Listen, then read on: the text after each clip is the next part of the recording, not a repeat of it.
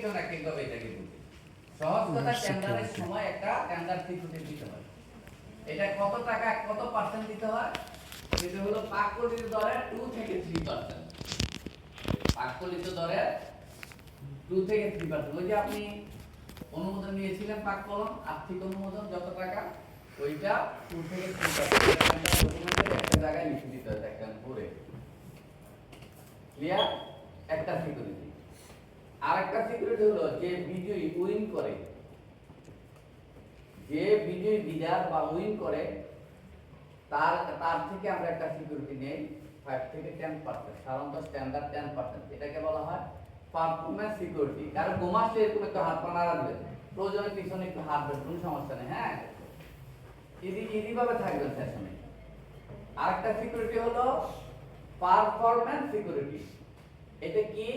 এটা হলো উইনার থেকে, বিজয়ী বিডার থেকে, যাকে আমরা নোয়া দেই, নোয়া কি নোটিফিকেশন অফ অ্যাওয়ার্ড, তার থেকে আমরা একটা সিকিউরিটি নেই, স্ট্যান্ডার্ড হলো 10%।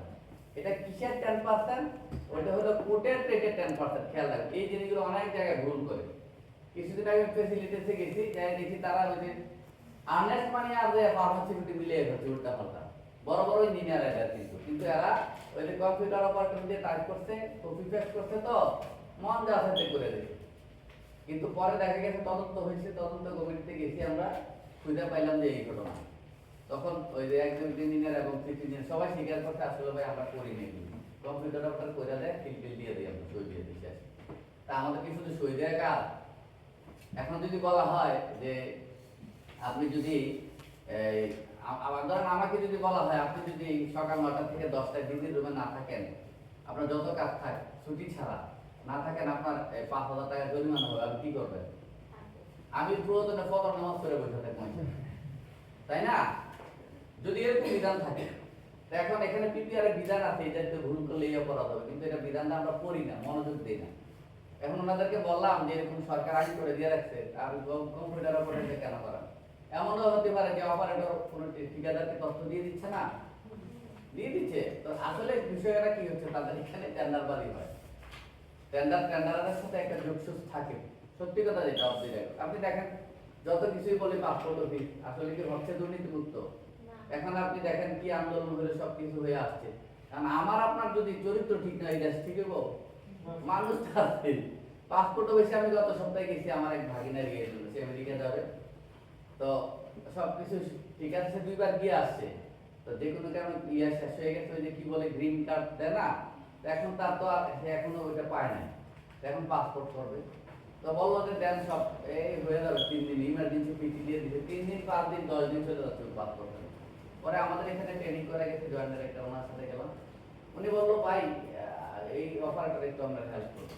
পরে উনি বাইরে চলে গেছে, আমরা চাটা খাওয়াইলো। পরে সে বলতে স্যার এখানে তো অফিস টফিস খরচ আছে, আমরা চাটা খাই, তার মনে যদি না করেন স্যারকে বললেন না স্যার 2,000 টাকা দেবেন। আচ্ছা এখন বলেন, কোনো খরচ নাই, কোনো কিচ্ছু নাই, শুধু 2,000 টাকা লাগবে চা খাবে। তা বললাম চা খাইতে তো 10 টাকা লাগে, বাইরে 10 টাকা, কফি খেতে 50-100 টাকা হলে তো হয়, তুমি 200 টাকা নাও, 500 টাকা নাও কফির জন্য। আচ্ছা কাজ করো দেখি। পরে দেখেন সে কিন্তু পরে ভুল টুল ধরে আরো 4 দিন ঘুরে টাকা দেয়। পরে ওনার জয়েন্ট ডাইরেক্টরকে বললাম, উনি বলতেছে আসলে অনলাইনে সার্ভারের সমস্যা মনে হয়, রাখে নাকি। আসলে হলো ফাইল লাগবে। আমার বাগিনা বল মামা তোমার দেওয়ার দরকার নেই, আমি তাকে নিয়ে আসবো। সে যাইয়া আনছে, আইনা আমার বাসায় আসছে, বলতেছে মামা 1,000 টাকা দিয়ে, বলছি ভাই তুমি তাড়াতাড়ি করে দাও, আমি আগে 1,000 টাকা দিচ্ছি, আপনি যার কাছে নিয়ে গেছিলাম তারা দিচ্ছি। তারপরে 1 ঘন্টা বসে রেখে আমার পাসপোর্ট দিয়ে দিচ্ছে।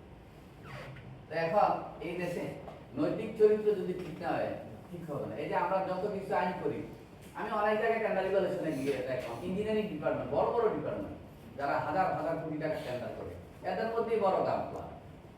আমরা দেখেন আমরা ছোটখাটো কাজ করি, ধরেন 150 কোটি টাকা, ধরেন 20 কোটি 50 কোটি টাকা টেন্ডার, আমরা সবগুলো ইজিবিতে, এবং আমাদের টেন্ডারগুলো হলো লেস, ওই যে ওয়ার্কসের 10% লেসের অ্যাবাভ থাকে না, তো তাদেরগুলো ইভালুয়েশন করতে গেলে দেখবেন যে 9.98% অ্যাবাভ, কারণ 10% এর বেশি অ্যাবাভ হলে বাদ হয়ে যায়, পিপিআর এ বলা আছে।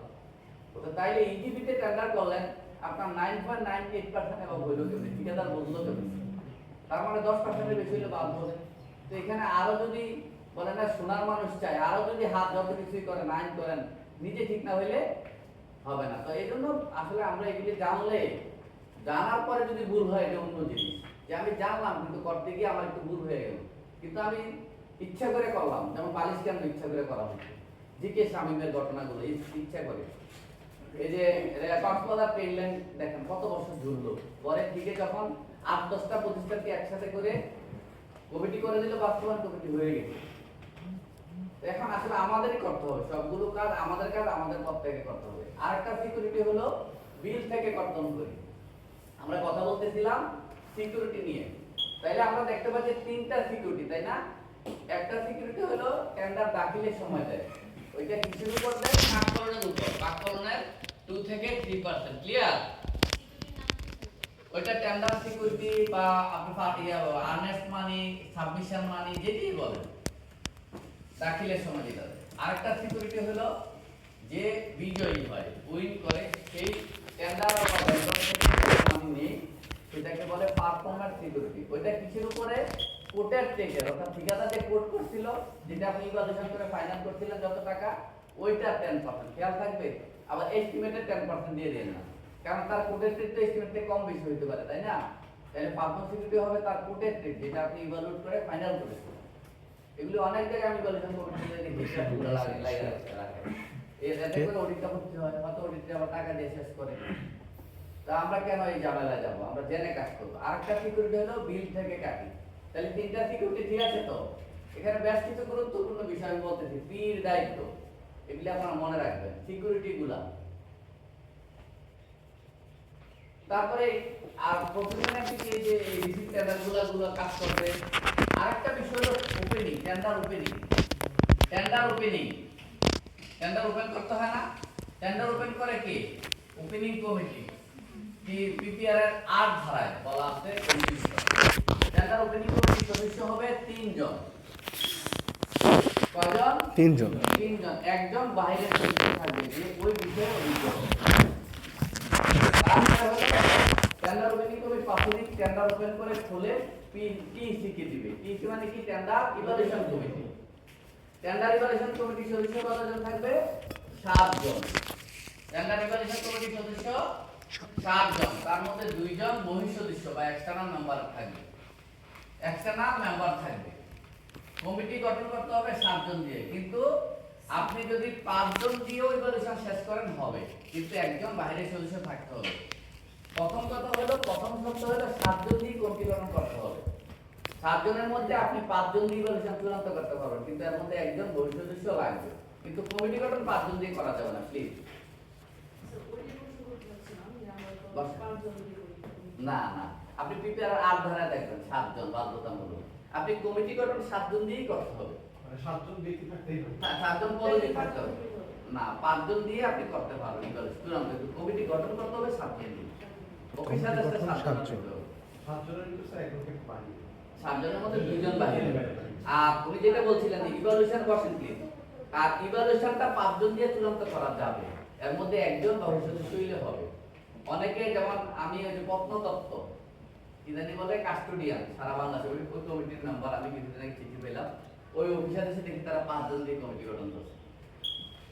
তার মানে না জানার কারণে করছে। কমিটি গঠন হবে 7 জন দিয়ে।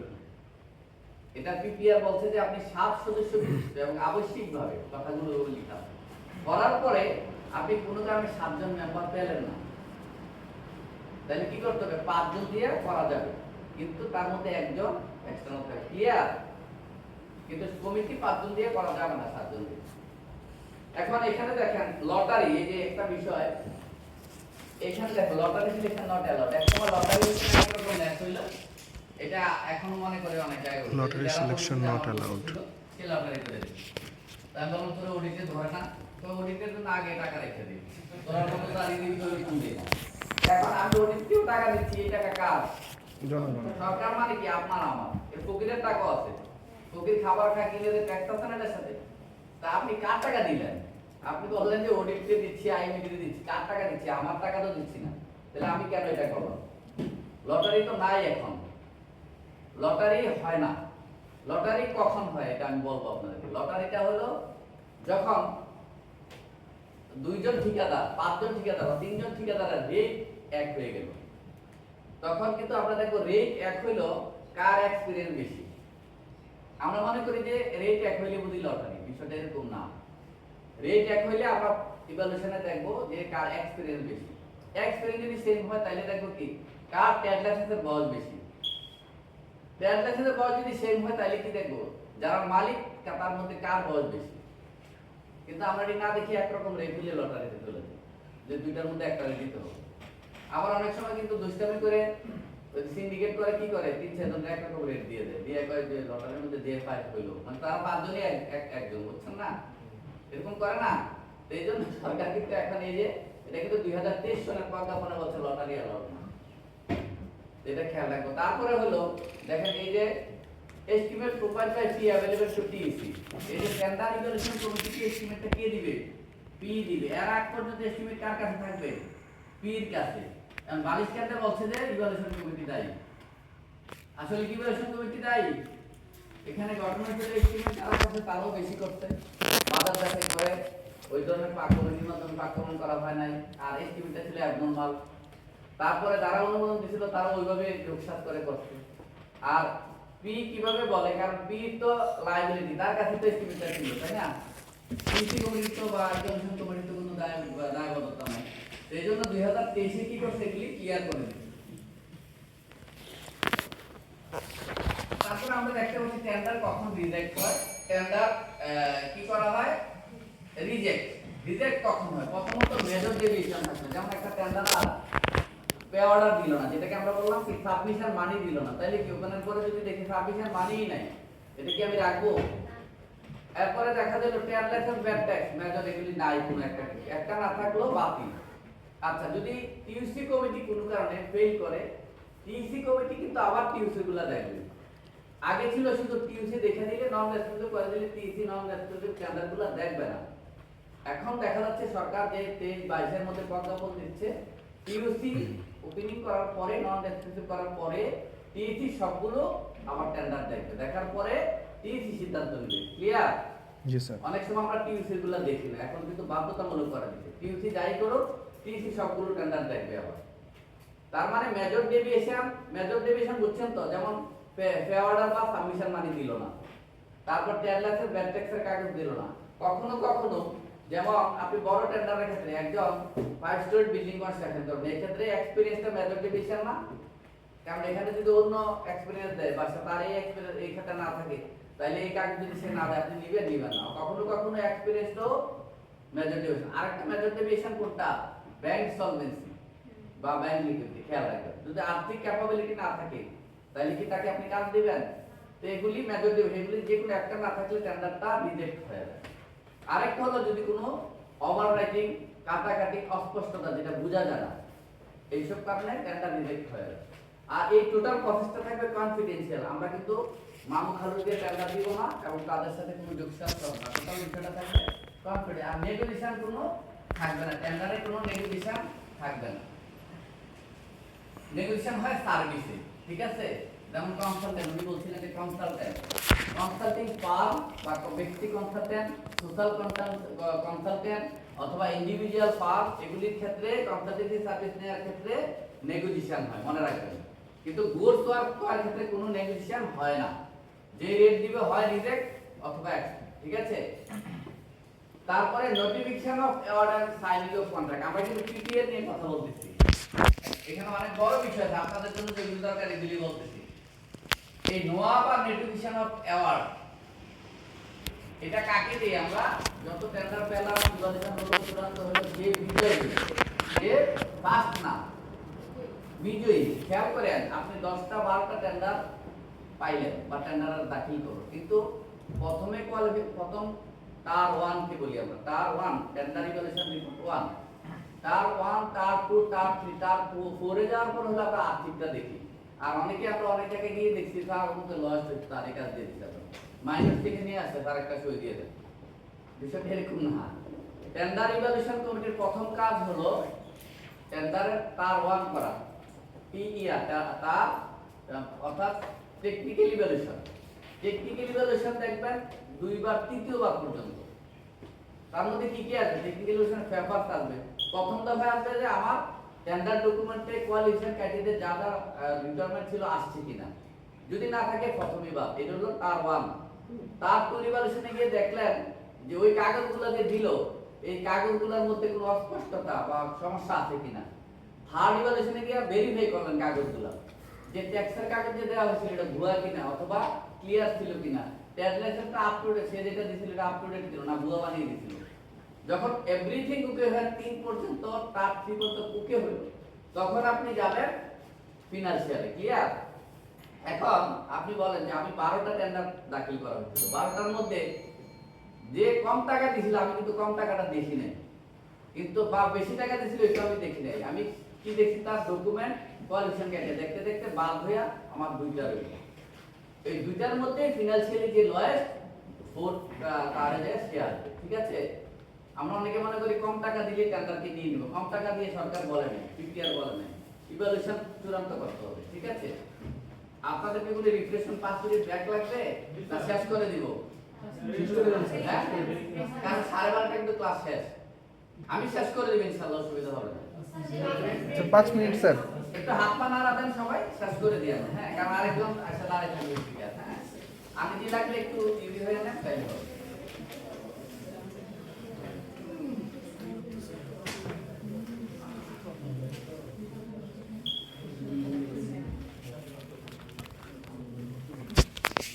আচ্ছা, আমরা এইটাতে একটু সময় বেশি দিব আর কি আমরা। হ্যাঁ, তার একটা হলো ভেরিয়েশন। পিপিআর বলছে ভেরিয়েশন দেয়া যায় কিনা। আমি একজন ঠিকাদারের সাথে বা কন্ট্রাক্টরের সাথে বা সাবলারের সাথে 5 কোটি টাকার একটা চুক্তি করছি। কিন্তু আমার দেখা গেল কিছু গুডস বা ওয়ার্ক আরো বেশি দরকার, আইটেম দরকার বা আরো কিছু নতুন কাজ দরকার। সেই ক্ষেত্রে পিপিআর এর 74 থেকে 78 দ্বারাগুলো আমি বলতেছি আপনাদের মুখাস্ত করার দরকার নেই। আপনি যখন জব দিতে যাবেন ভেরিয়েশন দেখলে সূচিপত্র বের করে আপনি চলে যেতে হবে। আমি আগেই বলছি আমার ফ্যাশনে পড়ার দরকার নাই, এই ফ্যাশনের বাইরে শেষ। পরীক্ষা আসতে পারবেন, কোনো সমস্যা নেই। পরীক্ষা কিভাবে দেখা যাবে এটা আমি কমপ্লিটলি বলে দিলাম, এটা টেনশনের দরকার নেই। তো এই পড়বেন না, এটা হলো কথা। পড়লে হবে কি ভেরিয়েশন চলে যাবে, ওই যে রিক্রিয়েশন চলে আসবে, অটোমেশনে এগুলো চলে মাথা গুলো হয়ে যাবে।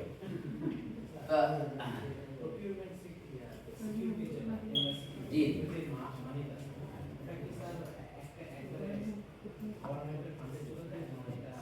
আমি বলি যদি ইজিপিতে করেন, আমি এটা হয়তো পরের সেশনে বলতাম, ইজিপিতে যদি করেন অটোমেটিকলি রেজিস্ট্রেশন করা ব্যাংক সরকারের ব্যাংকে চলে যাবে। আর যদি ম্যানুয়াল টেন্ডার করেন আপনার পি বা হুক বরাবর যার বরাবর দাখিল করতে বলছিলেন তার বরাবর পে অর্ডার দিবে। জি না, প্রথম দফায় আপনি 3 জনকে রাখবেন, যদি 3 জন না হয় 2 জন থেকে 2 জন, আর বাকিগুলো ফেরত পাবে।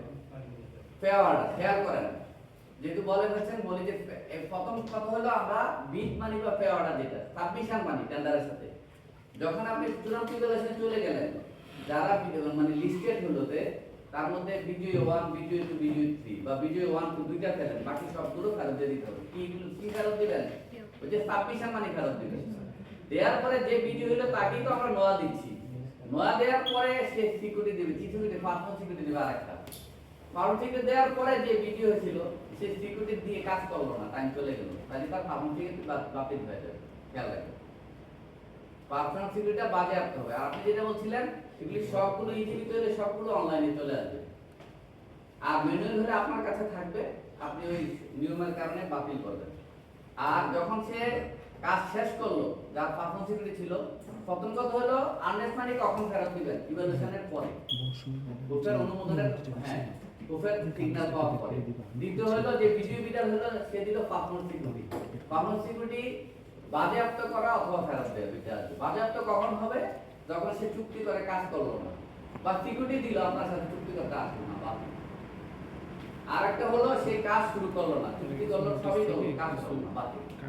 এখন কাজ শুরু করার পরে আপনি যদি দেখতে পাচ্ছেন যে সে 100% যে সিকিউরিটিটা ছিল সে ওই পরিমাণ কাজ করে ফেলেছে, তখন আপনি তার 50% ফর্ম সিকিউরিটি টাকা ফেরত দিতে পারবেন। সাধারণত আমরা দেই না, এটা করে কি সে একটা ওই পরিমাণ কাজ করার পরে আরো 80% দেয়া 20% প্লাস করার পরে তখন ফর্ম সিকিউরিটি আমরা ফেরত দিই। হ্যাঁ, এখন যেটা 2022 এর প্রজ্ঞাপনে আসছে কাজ শেষ করার পরে দেয়া। হ্যাঁ, বিশেষ বিবেচনায় আপনি 50% দিবেন, তবে দিবেন না। এটা হলো কাজ শেষ করার পরে তার পারমিশন দিয়ে দেবেন, দেওয়ার পরে এরপরে তার 20% করে বিল দেবেন। এখন বিল থেকে যেটা কর্তন করে রাখা হয় রিটেনশন মানি, তিনটা সিকিউরিটি না, একটা সাবমিশনের সময়, একটা পাওয়ানোর সময়, আর একটা হলো বিল থেকে কাটি।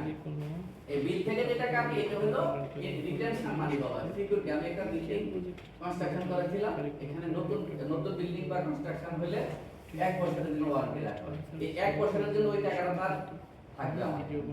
1 বছর যদি ডিফেক্ট হয়, ডিফেক্ট লায়াবিলিটি বলা হয়, ক্ষতি হয়, এটা থেকে আমি করব। যদি সে না করে তাকে চিঠি দিয়ে আমি করে দিই। আর যদি সে করে ওকে, আর শেষ সময় ত্রুটি পর্যন্ত যদি সে না করে, তাহলে ওইটার জন্য একটা কমিটি গঠন করে ওইটার কত টাকা খরচ হবে, পরে বাকি টাকাটা সে ফেরত করবে, বাকিটা তার থেকে কেটে দেবে। আমরা অনেক সময় দেখি যে সিকিউরিটি আগেই ফেরত দিয়ে দেয়, পরে বলে যে রাস্তা ফাইটে গেছে। এটা হলো ইঞ্জিনিয়ারদের বা প্রয়োজন অথরিটির সাথে এগুলি যোগসাজ থাকে। এটা কিন্তু নিয়ম মানলে এই দেশে এরকম হইতো না। এই ভেরিয়েশন হলো পিপিআর এর ৭৪ থেকে ৮৮ দ্বারা 15% পর্যন্ত ভেরিয়েশন অর্ডার দেওয়া যায়। এটা হলো চুক্তি মূল্যে 15%। আবার 50% পর্যন্ত দেওয়া যায়, কিন্তু এই ক্ষেত্রে যিনি টেন্ডার অনুমোদন করেছিলেন তার উপরের ধাপের কর্মকর্তার কাছে আপনাকে নথি দিতে হবে 50% হলে। ওই ক্ষেত্রে আবার কিছু ব্যাখ্যা লাগবে, কমিটি গঠন করা লাগবে। আর 15% পর্যন্ত যিনি টেন্ডার অনুমোদন করেছিলেন, আর্থিক অনুমোদন, তিনি এই 15% পর্যন্ত আপনাকে ভেরিয়েশন দিতে পারবেন। আর 15% থেকে 50 গেলে তখন যাইতে হবে গ্রুপের একদম উপরের কর্মকর্তা নিতে, অর্থাৎ যিনি অনুমোদন করেছিলেন তারপরের কর্মকর্তা। আরেকটা প্রকিউরমেন্টে আরেকটা মেথড আছে, টু স্টেজ। এটা আপনাদেরকে জানে রেখে দুইটা টেন্ডার, দুই খাম পদ্ধতি। এটা হলো অনেক সময় আমরা বলি না যে আমাদের টেকনিক্যাল এক্সপার্টিস নাই, বা এমন জিনিস প্রকিউর করব যে আমাদের কোনো প্রতিষ্ঠানের সক্ষমতা নেই। তাহলে আমরা কি করি, আমরা বিজ্ঞপ্তিতে বলি যে আমি 10টা লিফট প্রকিউর করব। আমার এই ক্ষেত্রে কোনো অভিজ্ঞতা সম্পন্ন, আমার ইয়ে নাই, এক্সপার্টিস নাই, আমার টেকনিক্যাল খাম এবং ফিনান্সিয়াল খামে দুই খাম পদ্ধতি দেওয়ার কথা আহ্বান করি আমরা। আপনারা পত্রিকা দেখেন না, তখন ওই প্রতিষ্ঠানগুলো কি করে, তাদের টেকনিক্যাল একটা স্পেসিফিকেশন দিয়ে একটা খাম দেয়, আর ওই স্পেসিফিকেশনে একটা রেট দাখিল করে এটাকে ফিনান্সিয়াল খাম বলে। টেকনিক্যাল খামটা খোলার পরে ইভালুয়েশন হওয়ার পরে যারা 5 সেকেন্ড হলো পর্যায়ক্রমে তাদের ফিনান্সিয়াল খাম খোলা হয়। ফিনান্সিয়াল খাম খুলে দুইটাকে ইভালুয়েশন করে হোফের রিপোর্ট অনুমোদন দিতে হবে। কিন্তু আমরা দেখবো যে প্রথমে টেকনিক্যাল খাম খুলে যে 5 সেকেন্ড হলো, এটা এখানে যারা যোগ্য তাদের মাইনাস করে অনুমোদন নেয়া। কিন্তু অনেক জায়গায় আমরা দেখি যে দুইটাকে একবারে খুলে ফেলে টেকনিক্যাল অংশ। তাইলে মনে রাখবেন, এই জিনিসটা মাথায় রাখবেন যে এই দুই খাম পদ্ধতির টেন্ডার কখনো যদি চাকরি যদি করতে হয়, প্রথমে টেকনিক্যাল খাম খুলতে হবে। কারা করবে? ওই যে টিউসি কমিটি। টেকনিক্যাল কমপ্লাই করার পরে টেকনিক্যাল কমিটি মাইনাস করে টেকনিক্যাল খামের ভিত্তিতে টেকনিক্যাল ইভালুয়েশনটা হবে, হওয়ার পরে এটা অনুমোদন নেবে, নেয়ার পরে ফিনান্সিয়াল খুলবে। একসাথে দুইটা খাম খোলা যাবে না। আপনি খুললেন দুইটা খাম একসাথে, সে দেখলেন যে একজন ফিনান্সিয়াল লয়ার কিন্তু সে টেকনিক্যালি সাউন্ড না, তখন ঝামেলা হয়ে যাবে। আমরা পদ্ধতিগুলো পরে কথা বলবো। একটু অন্য একটা জিনিস